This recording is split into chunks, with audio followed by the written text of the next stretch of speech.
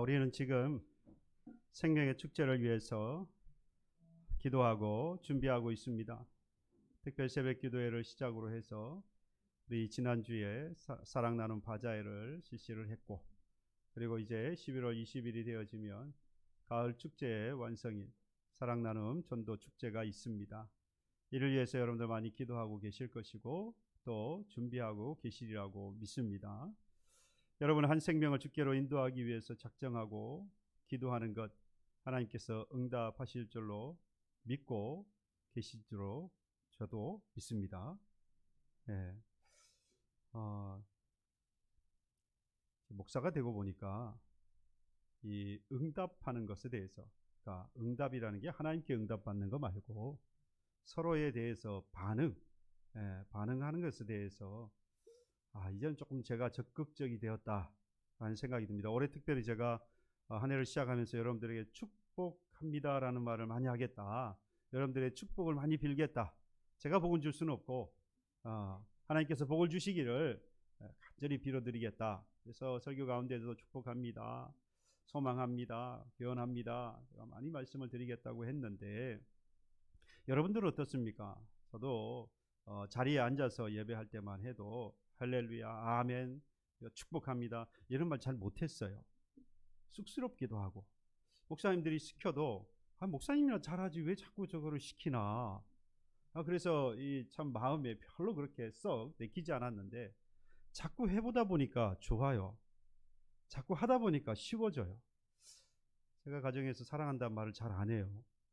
안 하니까 못 하겠어요. 근데 자꾸 하다 보니까 축복합니다, 할렐루야, 아멘 하는 것도 자꾸 하다 보니까 쉬워져요. 여러분들도 쉬워질 줄로 믿습니다. 그래도 별로죠.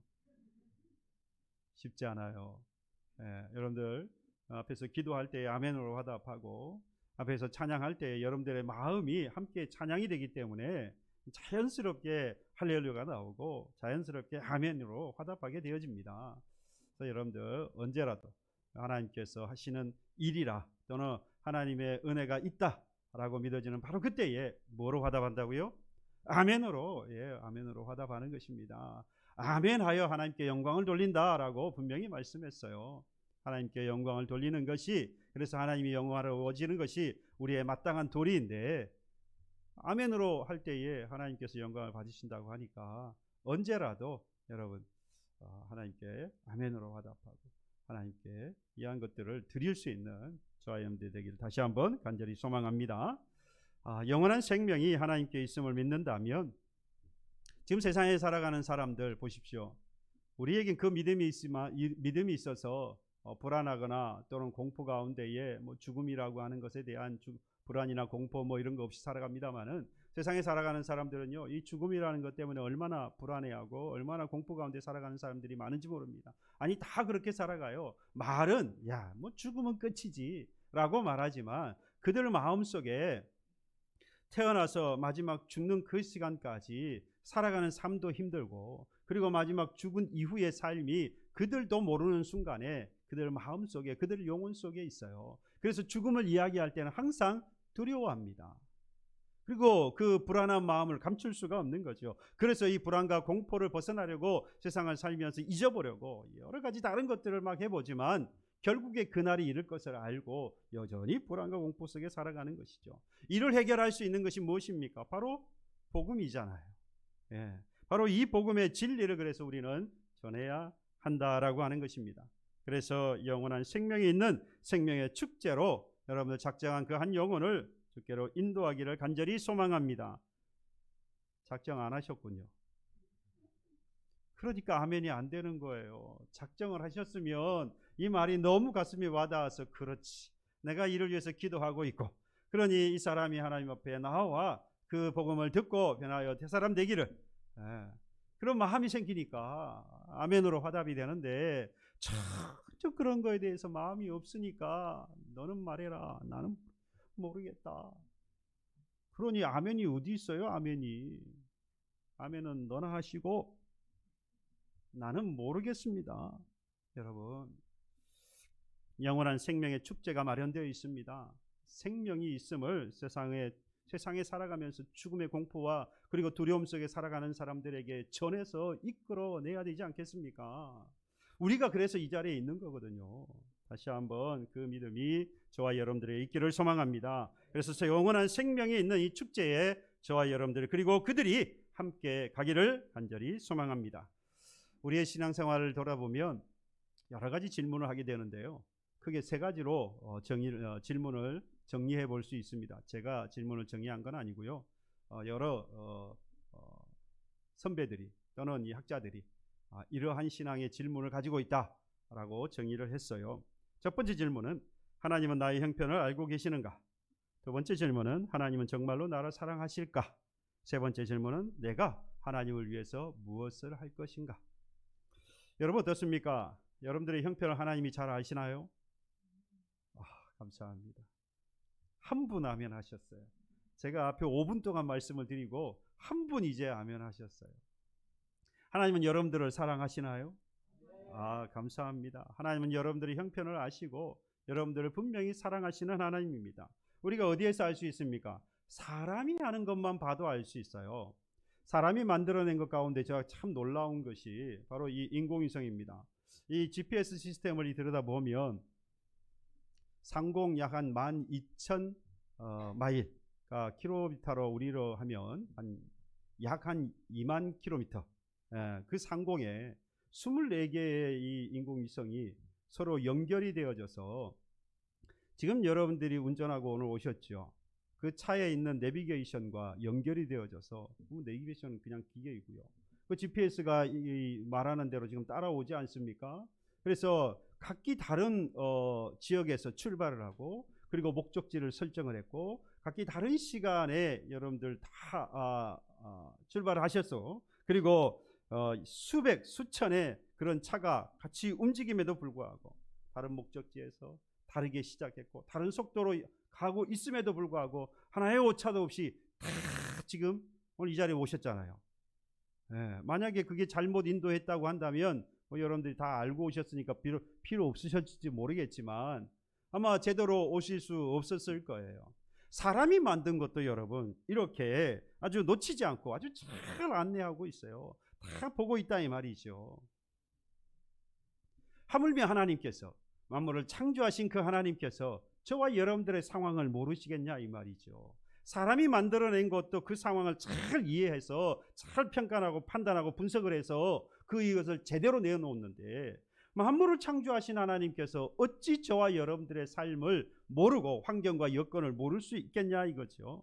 너무나도 잘 아십니다. 위치만 아시느냐? 그렇지 않아요. 어떤 상황에 있는지, 지금 무슨 생각을 하고 있는지, 지금 예배 가운데에 무슨 생각을 하고 계시는지, 그리고 저와 여러분들이 어떤 사람인지까지도 하나님은 아세요. 저는 여러분들에게 주일이면 양복을 입고 이렇게 멀쩡하게 서 있으니까 좋은 사람, 멋있는 사람 같지 않습니까? 그러기를 간절히 소망합니다. 여러분들도 정말 보기에 아름다운 분들입니다. 하나님 보시기에 얼마나 더 아름답겠어요. 그래야 되지 않을까요? 그러나 이건 속일 수 있어요. 사람과 사람의 눈이니까 얼마든지 속일 수 있습니다. 하나님은 내가 어떤 사람인지 너무나도 잘 아세요. 그래서 때로는 좋은 것만 좀 알고 좀 그렇지 않은 건 하나님이 좀 모르셨으면 좋겠는데 안타깝게도 그러한 것까지도 다 하시는 하나님이세요. 그러니 지금 내가 어떤 상황에 있는지, 어떤 가운데 있는지, 어떤 마음을 먹었는지 하나님이 다 아시는 건 당연한 사실이라는 겁니다. 여러분 우리가 각자가 모든 다른 곳에 있다 할지라도 또 다른 일을 하고 있고 다른 상황을 겪고 있지만 하나님은 그 모든 상황을 다 아시기에 그 상황에 맞고 또 가장 시기적절한 바로 그때에 하나님은 도우십니다. 그 도우시는 분이 누굽니까? 유일하게 하나님 한 분뿐이에요. 내가 내 자녀들을 너무 잘 알지만 그 요구를 다 채워줄 수 없고 그가 무슨 생각을 하는지 어디에 있는지 우리는 다 알 수 없어요. 너무 잘 알지만 너무 사랑하지만 그러나 하나님은 우리 모든 사람들을 한 사람도 놓치지 않고 어디서 어떻게 무엇을 어떤 상황에 있는지 하나님은 너무나도 잘 아세요. 잘 아신다는 말은요 지금 그 상황을 하나님께서 외면하지 않으시고 도우신다라는 이야기예요. 얼마나 감사한 일입니까? 그분은 유일하신 누구만요? 하나님만 하실 수 있는 일이고 그 일을 우리에게 하고 계시니 여러분 의심할 게 없어요. 하나님은 나를 뭐 하시는 분이라고요? 분명히 잘 알고 계시는 분이다. 두 번째 질문이 뭐였습니까? 하나님은 나를 사랑하시는 것이 맞나? 뭐 말할 것도 없죠. 하나님은 한 영혼을 얼마나 소중하게 여기시는지 모릅니다. 그래서 저와 여러분들이 지금 이 자리에 있는 것 아닙니까? 여러분들 한 분 한 분이 너무나도 소중한 사람입니다. 우리는 소중한 사람이에요. 우리는 하나님의 소중한 사람입니다. 여러분 축복할까요? 당신은 소중한 사람입니다. 당신은 하나님의 소중한 사람입니다. 자다가 깼어요. 지금 그 순간에 주무시다가 깼어요. 역시 축복은 위력이 있고 능력이 있어요. 다시 한번 우리 축복합시다. 앞뒤 좌우 여러분들에게 당신은 소중한 사람입니다. 당신은 하나님의 소중한 사람입니다. 우리 주님께서 얼마나 사랑하셨는지 비유로 말씀하셨어요. 잃은 양 한 마리를 찾으시는 비유하지 않습니까? 나머지 99마리를 그대로 두고 잃어버린 한 마리 양을 찾아 떠나십니다. 그리고 그 한 마리 잃어버린 양을 찾았을 때 얼마나 기뻐하셨는지 온 동네 사람들을 모아놓고 잔치를 벌였어요. 뿐만 아니라 아버지 자기 마음대로 살겠다고 아버지를 떠나버렸던 그 아들이 돌아오기만을 얼마나 간절히 기다렸습니까? 그 아버지가 기다렸던 그 아들이 돌아왔을 때에 얼마나 또 기뻐하셨습니까? 마찬가지 우리도 우리 주님께서 우리 하나님께서 우리가 돌아오기를 너무나도 간절히 기다리셨고 그리고 돌아온 우리를 보면서 지금도 뭐 하십니까? 지금도 기뻐하세요. 그때도 기뻐하셨고 오늘도 기뻐하시고 그리고 앞으로도 기뻐하시겠지요. 우리 주님은 그런 분이세요. 우리 하나님은 그렇게 사랑하시는 분입니다. 여러분 얼마나 소중했으면은 죄인 우리를 구원하시겠다고 하는 약속을 이루시기 위해서 누구를요? 하나밖에 없는 아들 예수를 이 땅에 보내주셔서 대속의 십자가를 지도로 내어주셨지 않습니까? 얼마나 사랑하고 얼마나 우리가 소중했으면 그 아들 예수를 내어주시겠냐는 말이죠. 우리는 이 사실이 너무 쉬워졌어요. 그렇죠. 우리에게는 이 사실이 너무나도 당연해졌습니다. 하지만요, 여러분 예수를 믿지 않는 사람, 하나님을 믿지 않는 사람들에게 있어서는 이건 믿을 수 없는 일이에요. 왜 그럴까요? 이런 일이 없기 때문이에요. 이런 일이 없기 때문에 그 사람들은 믿을 수가 없어요. 이 믿음이 우리에게 있다면 여러분, 세 번째 질문은 너무나도 자명하게 그 답을 우리가 알 수 있습니다. 여러분, 나의 상황을 너무나도 잘 아시고 도우시는 분은 유일하게 하나님이시고 그 하나님이 나를 너무나도 사랑하셔서 그 아들 예수까지도 아낌없이 십자가에 내어주시는 저주와 수치의 그 십자가에 우리 주님 하나님께서 내어주셨으니 이 세 번째 질문, 곧 내가 하나님을 위해서 무엇을 할 것인가 라고 하는 것에 대한 대답은 여러분들 이미 잘 아시겠죠. 여러분 갚을 수 있나요? 없어요. 분명히 성경은 또 우리가 신앙생활하면서 하나님께서 예수 그리스도를 통하여서 우리를 구원하심에 대해서 우리가 이만큼이라도 갚을 수 있으면 너무나도 좋겠는데 갚을 수 없어요. 그래서 어떻게 주셨다고 말합니까? 은혜로 주셨다라고 말하잖아요. 그냥 값없이 주신 거예요. 왜? 갚을 수가 없으니까. 제 인생을 생명을 다 드려도 단 조금도 갚을 길이 없기 때문에 아예 그냥 공짜로, 물론 그 은혜를 우리 주님께서 다 책임지셔서 우리는 그냥 물려받았지만, 선물로 받았지만 어쨌든 우리가 갚을 길이 없기 때문에, 방법이 없기 때문에 주님께서 그냥 주셨어요. 그러면 우리는 그냥 손 놓고 있으면 됩니까? 그렇으니까 되었다라고 그냥 있으면 되는 겁니까? 그렇지 않습니다. 내가 무엇을 하나님을 위해서 할까 고민해 보아야 돼요. 그 갚을 길 없는 은혜와 사랑을 받았으니 우리가 그러면 지금 할 수 있는 건 뭘까요? 내가 그 받은 것을, 지금 그것을 알지 못하여서 불안과 공포 속에 살아가는 사람들에게 뭐 해야 할까요? 이런 하나님이 계시다. 하나님에게는 이런 은혜와 사랑이 있다. 갚을 길 없는, 그들이 믿든 안 믿든 이 갚을 길 없는 은혜와 사랑이 하나님에게 있다라고 하는 사실을 전해야 하지 않느냐는 거죠. 하나님은 이걸 원하고 계신다는 겁니다. 하나님은 우리에게요, 그 사랑과 은혜를 갚으라 하지 않습니다. 우리에게 전하라 말씀하세요. 하나님의 은혜와 사랑을 받았느냐? 이를 전하라. 갚을 길 없는 사랑과 그 하나님의 은혜와 도우심이 하나님께만 있다. 이 사실을 전하는 것을 하나님은 원하십니다. 여러분, 그런데 이것을 너무나도 명확하게 우리 주님께서, 우리 예수님께서 먼저 행하셨어요. 먼저 행하셔서 우리에게 보여주셨어요. 그게 바로 오늘 본문의 사건들입니다. 오늘의 본문에 나오는 사건은 세 가지가 연결되어져 있어요. 두 가지 사건인데 아니에요. 세 가지 사건이에요. 말씀을 드립니다. 먼저 예수님께서 제자들과 갈릴리 바다를 건너는 중에 바다와 바람이 불어서 제자들이 무서워하지요. 이때에 예수님을 깨웠고, 그래서 예수님께서 깨어나셔서 바다와 바람을 꾸짖으시고 그리고 잔잔케 하신 사건이 나옵니다. 그리고 이어서 그 갈릴리 바다를 건너가셔서 28절 이하에 보면 가다라 지방, 다른 누가복음이나 그 다음에 마가복음에 보면 거라사 지방이라고 말하죠. 거라사 지방에서 또는 가다라 지방에서 군대 귀신 들린 자, 군대라 이름하는 귀신이 들린 자, 그 귀신이 얼마나 강력했고 많았으면 군대, 그래서 2천여 마리 그저 돼지떼에 들어갔다라고 했어요. 그만큼 많은 수의 귀신들이 들려 있었던 사람이죠.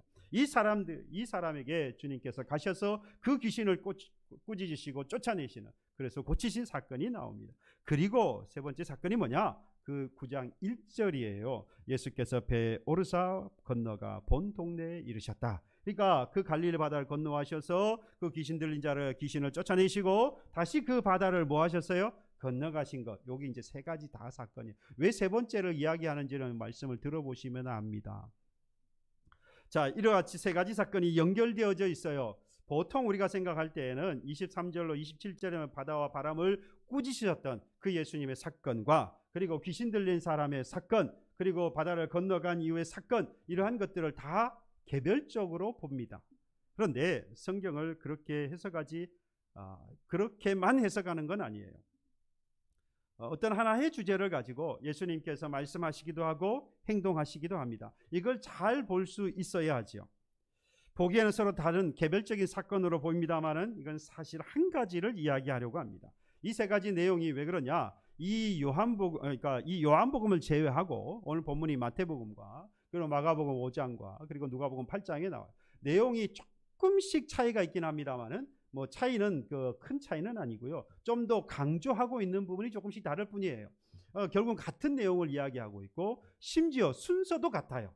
이 세 가지 이야기가 동일하게 나오고 그 순서까지도 동일하다는 거예요. 같은 이야기가 세 군데 그대로 나왔다. 순서까지도 같다. 그 말은요, 한 가지 이야기를 하려고 하는 것이고 순서상으로도 같다는 이야기는 사실 성경이 그렇게 예수님께서 비유하시거나 또는 행하신 기적들을 보면 이거 같은 순서로 다른 성경에 각각 나오기가 그렇게 쉽지 않아요. 그렇게 많지 않습니다. 거의 유일하다고 봐도 상관이 없을 정도로 아주 특이한 경우입니다.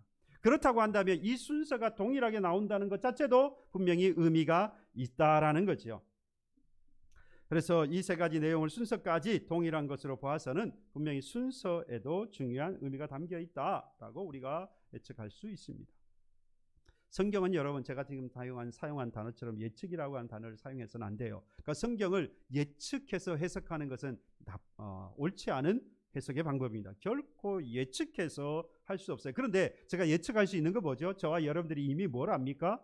결과를 알아요. 그렇죠. 이미 결과를 알기 때문에 우리가 이 앞의 내용을 보면서 이후의 결과를 아니까 지금 이 일이 왜 있는지를 뭐 할 수 있어요? 예측해 볼 수 있는 거죠. 결과를 모르는데 성경을 보면서 예측하는 건 그건 큰 오류가 있을 수 있어요. 그래서 절대 그렇게 성경을 해석하면 안 됩니다.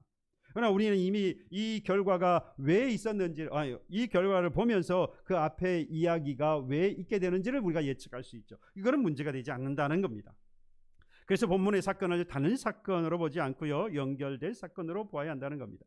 성경은 때로는 이 구절 한 사건보다 그 다음과 연결해서 또 장과 장을 연결해서 성경과 성경, 권과 권을 연결해서 그걸 볼 때에 성경이 더 명확해지고 정확하게 이해되어지고 받아들일 수 있습니다. 그런 경우를 우리가 많이 볼 수 있죠. 그렇다면 이제 가장 먼저 일어난 사건 한번 볼까요? 23절로 27절에 일어난 사건이죠. 예수께서 제자들과 함께 갈릴리 바다를 건너가십니다. 건너던 중에 풍랑을 만났어요. 바다와 바람이라고 했고 이외에 마가음 같은 광풍이라고 이야기도 하고요. 뭐 그렇게 이야기를 합니다. 이 건너는 중에 만났던 이 풍랑은 이 바다와 바람의 일렁이는 이 풍랑은 심상치 않았습니다. 대단했어요. 왜냐? 제자들이 이 바다와 바람이 풍랑이 이 광풍이 불었을 때에 어떻게든 이걸 해결해 보려고 하는데 해결할 수 없었어요. 이 제자들이 어떤 제자들입니까? 갈릴리 바다에서 잔뼈가 굵은 사람들이에요. 갈릴리 바다라 그러면 손바닥 보는 것처럼 아주 잘 아는 사람이에요. 그럼에도 불구하고 이 광풍을 어떻게 해결할 방법이 없었던 거죠. 그래서 뭐 합니까? 두려워했어요. 죽을까 봐서. 해결할 길은 없지요. 물은 넘겨오지요. 이에 대해서 좀 더 자세하게 설명하고 있는 것이 바로 마가복음입니다. 마가복음이 이렇게 이야기합니다. 큰 광풍이 일어나며 물결이 부딪혀 배에 들어와 배에 가득하게 되었다. 계속해서 광풍이 불어서 바다에 이 배가 계속해서 침몰할 것처럼 흔들리고 물이 계속해서 이 배에 들어오는 거예요. 얼마나 열심히 퍼냈겠습니까? 양수기가 있어요. 뭐가 있어요? 계속해서 퍼내야 되지 않습니까? 그럼에도 불구하고 감당이 안 되니까 이제 할 수 있는 것은 한 가지였습니다. 주무시고 계시는 예수님을 깨우는 것이었습니다. 우리 주님은 아무것도 모르는 것처럼 그렇게 주무시고 계셨습니다. 제자들이 주님을 깨우시오. 주님 이제 그만 주무시고 일어나십시오. 우리가 죽게 생겼습니다. 그때 예수님께서 일어나셔서 가장 먼저 뭘 하셨습니까? 바다와 바람을 뭐 하시고 꾸짖으시고 그랬더니 바다와 바람이 어떻게 됩니까? 잔잔하게 되었다라고 했습니다. 바다와 바람을 꾸짖으셨고 이로 인해 잔잔케 되었습니다. 그리고 예수님께서 마치 책망하시는 것처럼 오늘 본문 말씀합니다. 어찌하여 이렇게 무서워하느냐? 너희가 어찌 믿음이 없느냐라고 말씀을 해요. 그래서 보통 이 말씀을 가지고 예수님의 능력을 이야기하고 예수님은 바다와 바람도 잔잔케 하실 수 있는 능력이 있으신 분이다. 그럼에도 불구하고 왜 그 주님을 너희들은 믿지 못하느냐? 바로 그 주님이 너와 함께 있지 않느냐? 배 안에 있다는 거죠. 풍랑이 있다 할지라도 그 배 안에 바로 주님이 함께, 여러분과 저와 그 주님은 가장 가까이에서 함께 하고 계신데 왜 두려워하느냐? 믿음이 없다라고 오늘 본문을 가지고 말씀드릴 수 있어요. 예, 그게 틀렸다는 이야기는 아닙니다. 하지만 말씀을 드린 대로 이건 전체를 연결해서 한 가지를 보아야 합니다. 자, 여기서 그치면 안 되겠지요. 광풍 때문에 죽게 되었을 때에 이 제자들이요 얼마나 두려웠는지 모릅니다. 그런데 예수님께서 말씀으로 바다와 바람과 바다를 꾸짖으셨고 이에 잔잔하게 되는 것을 보고 오늘 성경에 보니까 그 광풍 때문에 죽게 된 두려움보다 예수께서 이와 같이 하시는 일을 보고 더 예수님이 두려웠다라고 했어요. 믿기 힘든 일이었던 거죠. 어떻게 이런 일이 있느냐? 이가 누구시기에 바람과 바다도 잔잔하냐? 순종하느냐? 그 마음에 이들 마음에 두려움이 생겼다라는 겁니다. 그래서 이어서 광풍에 잔잔하게 하셨고 결국에는 어디로 넘어가십니까? 바다를 온전히 다 건너가실 수 있었어요. 그리고 이 가다라 지방, 거라사 지방으로 건너가게 되어집니다. 그리고 그 건너가서 하나의 사건을 정리를 하시고 다시 9장 1절에 보니까 그 바다를 건너서 본 동네로 넘어오시게 되는 거죠. 그 바다를 건너오시고 다시 건너가시는 그 중간에 딱 오늘 28절로부터 시작해서 34절까지 딱 한 가지 사건이 나옵니다. 여기서 제가 뭘 강조하고 있지요? 이 가운데에 바다를 건너가셨어요. 그리고 나서 이 가다라 지방에 가셨습니다. 그리고 나서 딱 한 가지를 해결하시고 그리고 다시 본 동네로 바다를 건너 돌아오셨습니다. 뭘 강조하고 있습니까? 그거 딱 한 가지 사건.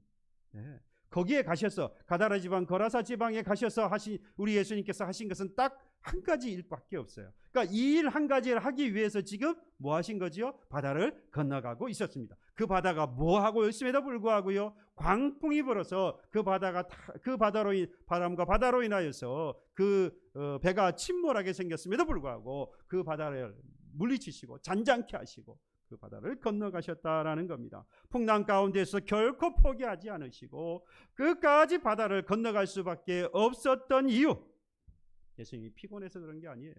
피곤해서 바다에서 배에서 주무시려고 너무 하시는 일들이 많고 그래서 피곤하셔서 육체적으로 그래서 바다를 건너가시면서 쉬시려고 한 게 아니에요. 잔잔케 할 수 있는 능력이 내게 있다라고 하는 것을 예수님께서 보여주시려고 지금 바다를 건너가고 계시는 게 아니다 이 말입니다. 예수님께서 이 바다를 배를 타고 건너가셔야만 했던 이유, 바로 그 건너갔을 때에 그 누군가가 그를 기다리고 있었던 것이죠. 예수님 바로 그 이유 때문에 어떤 상황, 어떤 어려움, 지금의 상황이 어떠하다 할지라도 이를 마다하지 않고 바다를 건너가는 것을 포기하지 않으시고 온전히 다 건너가셨던 것이죠. 그게 뭡니까? 바로 군대 귀신 들린 자에게서 귀신을 쫓아내시는 일이었습니다. 그래서 예수님은 풍랑과 바람이 배를 위협하고 주님 가시는 바로 그 길을 막는다 할지라도 결국은 바다를 건너가시고야 말았던 것이죠. 여기서 풍랑을요 만들고 그래서 제자들을 두렵게 만들었던 주체가 무엇인지를 알 수 있어요. 제가 연결해서 봐야 된다 그랬죠. 각각의 사건으로 보면 이게 보이지 않는데요. 연결해서 보면 이게 보여요. 바다와 바람을 누가 일으켰는지를 알 수 있어요. 이거 뭐 자연적인 현상이지. 물론 그렇게 봐도 돼요. 볼 수도 있어요. 근데 연결해서 보면 어디서 우리가 힌트를 얻을 수 있느냐? 예수님께서 이 바다와 바람을 보고 뭐라고 지금 하고 있습니까? 꾸짖으셨다라고 했어요. 여러분, 제가요 강단에 서가지고 이따가 위에서 이렇게 뭐가 툭 떨어져가지고 머리 다쳤어요. 막 천장 보고 꾸짖는 거예요. 감히 천장이 나에게 떨어져 이씨 이름으로 내놓으면 저는 여러분들이 뭐라고 보겠어요? 와, 믿음이 좋으신 목사님이다. 그럼 그러겠어요? 아니면 목사님 병원 좀 가보셔야 되겠어요? 제가 강대상 여기 앞에 서가지고 하는데 강대상이 뒤에 와서 탁 쳤어요. 뭐가 흔들려가지고. 이 강대상이 감히 꾸짖으시면 뭐 꾸짖는다면 여러분 말이 되겠습니까? 근데 예수님께서 지금 이 바다와 바람을 보시면서 뭐 하셨다 그랬어요? 당장에 그치라라고 명령하신 거예요. 꾸짖으셨다 이 말이에요. 그랬더니 이에 또 바다와 바람이 뭐 했대요?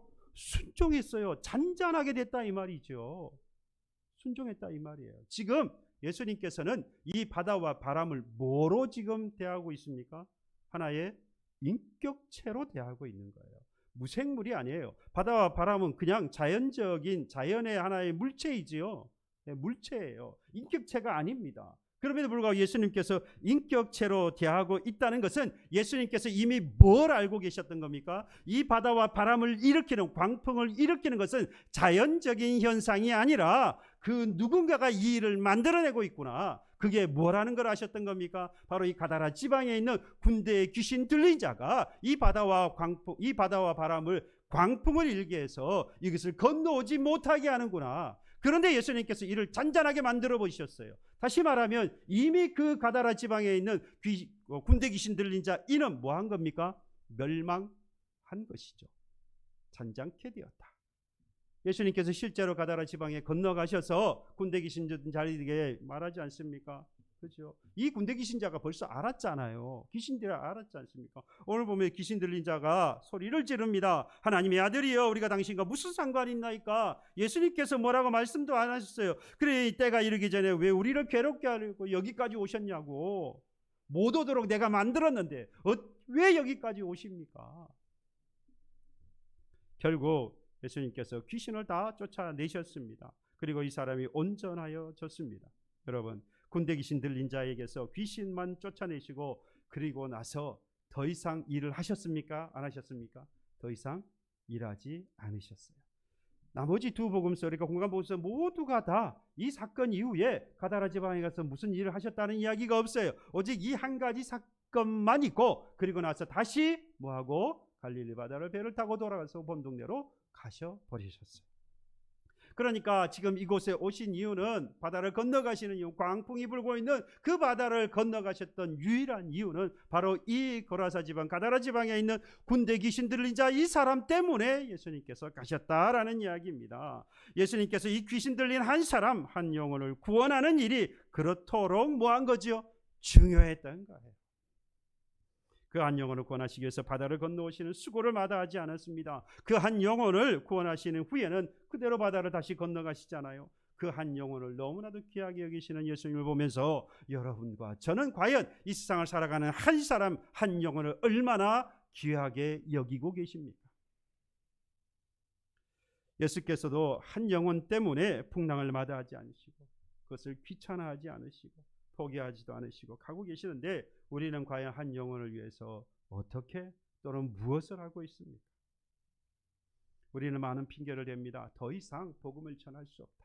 세상의 사람들이 예수 전하는 것을 좋아하지 않는다. 그래서 이 복음을 전할 때마다 우리를 무시하고 그리고 받아들이지 않는 그런 악한 시대가 되었다. 여러분, 죄송하지만 역사 이래로, 교회가 생긴 이래로 초대교회뿐만 아니라 한국에도 교회 세워지는 그 1800 후반대 1900년도 초반에 이 복음이 들어와서 교회가 세워지면서 복음이 전해질 때에 쌍수를 들고 사람들이 환영한 번은 단 한 번도 없어요.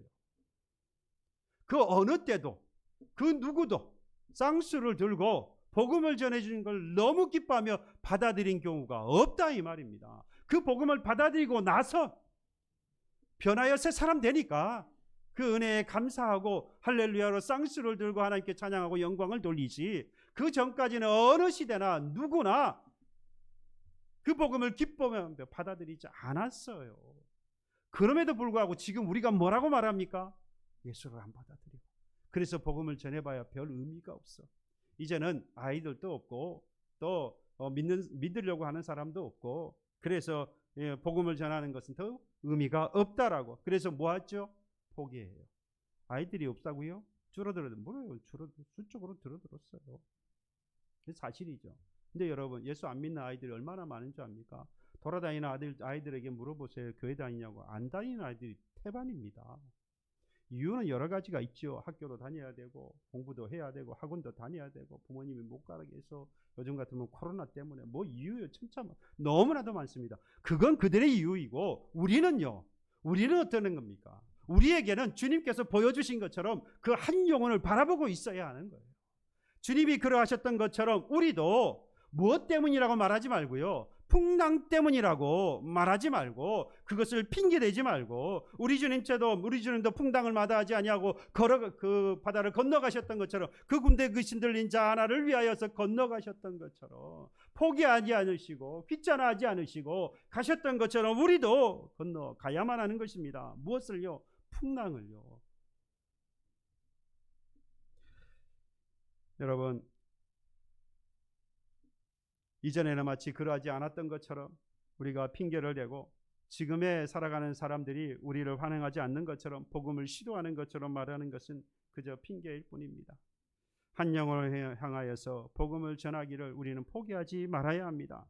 지금 우리가 생명의 복음을 믿고 여러분 듣고 믿게 되어진 것 생각해 보세요. 그 누군가가 목숨을 걸고 복음을 전한 그 순교자들의 피가 있었기 때문 아닙니까? 그 순교자의 피가 지금까지 흘렀기 때문에 저와 여러분들이 그 복음을 듣고 이제 믿게 되어서 하나님을 섬기는 자로 세워진 것 아니겠습니까? 그들도 풍랑을 이야기하면서 핑계를 대고, 만약에 이 일을 감당하지 못했다고 한다면, 하지 않았다고 한다면, 우리가 전한 이 복음을 그들이 즐겨하지 않는다라고 포기해버렸다면, 귀찮게 여겼다면 우리는 과연 이 자리에 있을 수 있겠습니까? 그런데 우리와 다르게 주님은요, 한 영혼에 대한 관심이 특별하셨습니다. 이른 양 한 마리, 여러분, 그 양을 찾기 위해서 99마리의 양을 산에 둡니다. 그 잃은 양 한 마리를 찾기 위해서 다시 길을 나가시죠. 분명히 주님은 말씀했어요. 그 한 마리, 잃어버린 한 마리가 너무나도 소중하다고. 그러니까 어떻게 합니까? 그 양을 품에 품고 돌아와서 온 동네에 잔치를 베풀지 않습니까?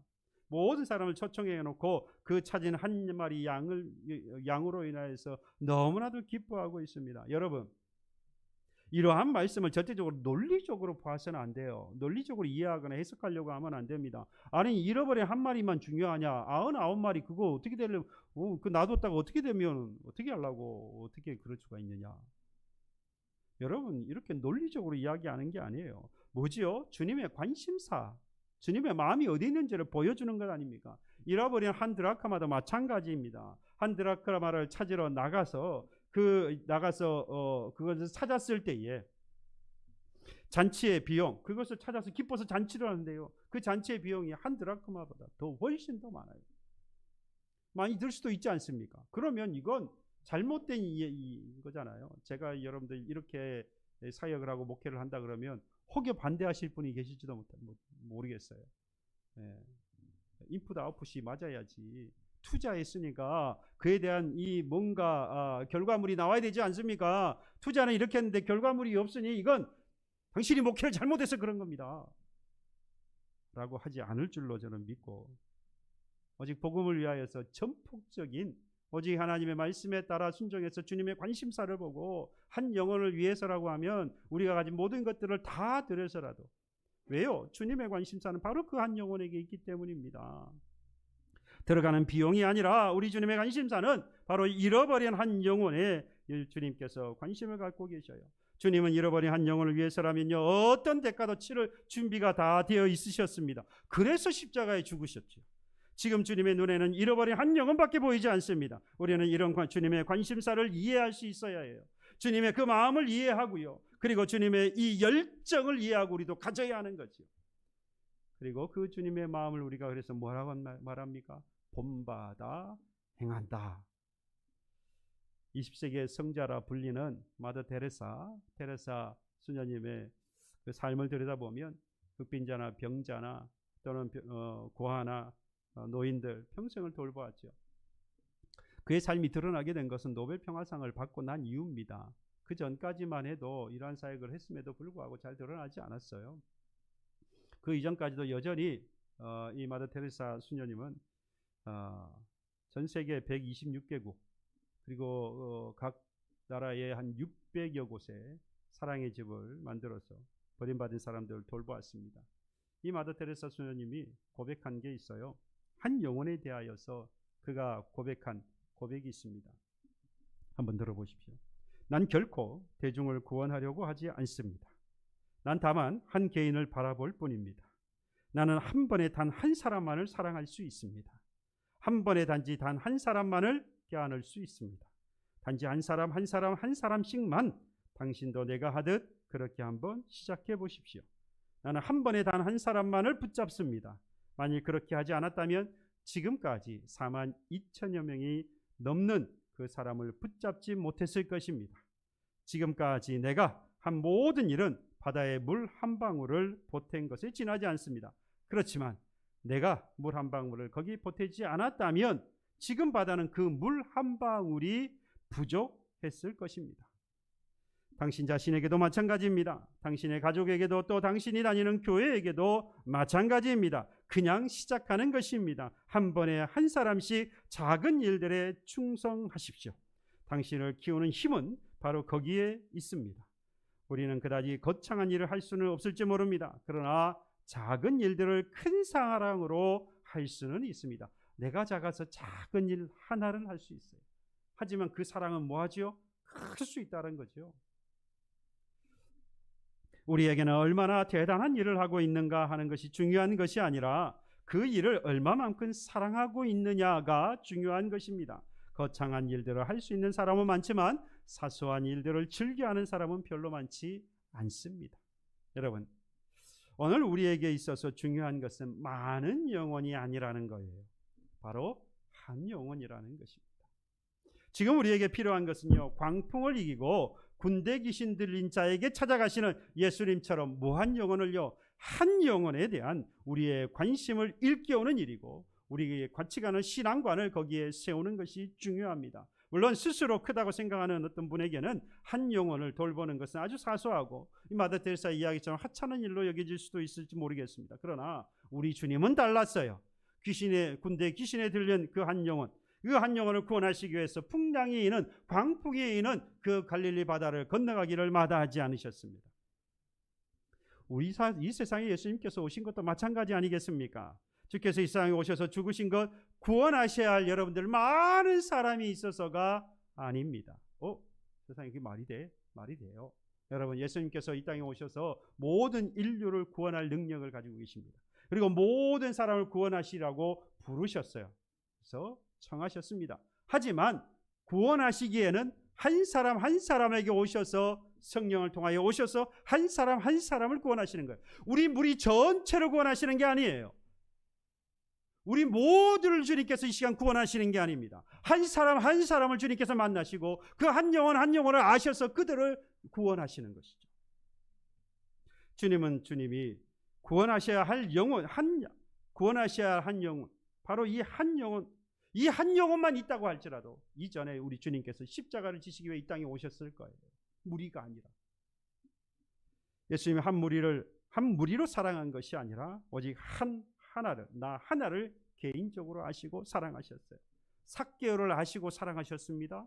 혈우병을 앓았던 여인을 아셨고 수가성 여인을 아셨습니다. 하인을 걱정하는 백부장을 아셨고 베데스다 연못에서 38년 동안이나 병자로 살면서 물의 동함을 기다리고 있었던 그 베데스다 연못의 병자를 아셨습니다. 불쌍히 여겨달라고 부르짖고 있었던 맹인을 아셨어요. 죽은 나사로를 아셨고 나면서부터 걷지 못했던 사람을 아셨습니다. 지금 나 한 사람을 주님께서 사랑하셨어요. 그리고 나 한 사람을 주님께서 구원하셨습니다. 그래서 오늘 우리도 주님의 일을 행하면서 주님을 위하여 일한다고 한다면 많은 영혼을 한꺼번에 한 묶음으로 바라보아서는 안 되는 겁니다. 우리 주님과 같이 단 무한 영혼을요, 한 영혼을 바라보는 겁니다. 그것이 바로 우리의 일이고 하나님께서 우리에게 하라 하시는 사명입니다. 우리는 많은 영혼을 위해서 세움받은 사람이 아니에요. 주께서 가장 사랑하시는, 그리고 천하보다 귀하게 여기시는 누구를 위해서요? 세움받은 사람이라고요? 바로 한 영혼을 위해서 세움받은 사람이라는 것입니다. 그리고 하나님은요, 내가 너를 잘 알고 내가 한 영혼인 너를 사랑한다고 하신 것처럼 너도 이제 가서 다른 한 영혼에게 가서 주님을 전하라 하시는 마음이 오늘 이 말씀에 담겨 있는 것입니다. 하나님께서 우리를 택하실 때에 우리에게 엄청난 가능성을 열어두셨고요, 그리고 기대하고 계셨습니다. 무엇일까요? 막대기가 그저 있으면 그냥 죽은 막대기에 불과하지만 모세의 손에 들렸을 때는 홍해를 가르는 도구가 되었습니다. 나귀 턱뼈가, 죽은 나귀가 그 턱뼈는 땅에 떨어지면 아무것도 아니지만 삼손의 손에 들려지면 블레셋 사람 1000명을 죽일 수 있는 그런 도구가 되어지지 않습니까? 저와 여러분들은 아무것도 아닙니다. 힘이 없습니다. 연약합니다. 부족합니다. 감당할 수 없는 많은 일들을 경험하고 살아갑니다. 그러나 우리가 예수의 손에 붙들려지면, 또는 성령에 붙들려져서 성령의 사도가 된다면 우리는 하나님의 엄청난 능력을 전할 수 있는 하나님의 기대에 부응하는 그런 하나님의 백성 되어질 것입니다. 그러한 전도자로 살아갈 수 있게 되는 것입니다. 특히 우리는 우리가 받은 그 귀한 생명을 자랑하기 위해서 전도자로 크게 쓰임 받을 것입니다. 여러분, 복음을 자랑하지 않는다는 것은요, 전도하지 않는 것은 우리가 하나님께로부터 받은 아주 귀하고 귀한 이 복음을 귀하게 생각하지 않는다는 겁니다. 하나님은 한 영혼을 위해 자랑하는 자, 곧 진리를 전하는 전도자의 사명을 우리 모두가 품기를 원하고 계십니다. 눈에 보이는 큰 것을 택하는 것이 아니라 한 영혼을 귀하게 여기시는 바로 이 하나님의 그 마음을 닮아서 주위에 하나님을 알지 못하고 믿지 않는 그 한 사람, 한 영혼을 진심으로 섬기고 주께로 인도하는 주의 인도자가 되시기를 주님의 이름으로 축복합니다. 함께 찬양합시다.